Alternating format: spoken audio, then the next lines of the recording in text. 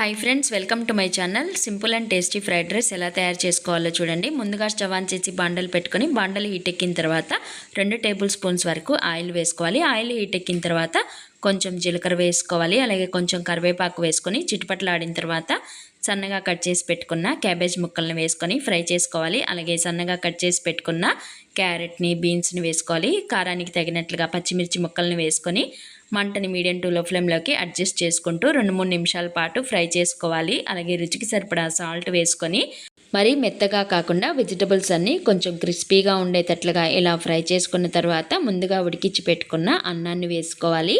మొదటగా నేను కొంచెం అన్నం వేస్తున్నానండి. ఈ అన్నం అంతా వెజిటబుల్స్లో బాగా కలిసే విధంగా కలుపుకున్న తర్వాత మిగిలిన అన్నాన్ని అంతటిని బాండట్లోకి వేసుకొని రుచికి సరిపడా సాల్ట్ వేసుకోవాలి. 1/2 స్పూన్ లేదా 1 స్పూన్ వరకు పెప్పర్ పౌడర్ వేసుకొని కలుపుకున్న తర్వాత 1/2 స్పూన్ వరకు సోయా సాస్ని వేసుకోవాలి.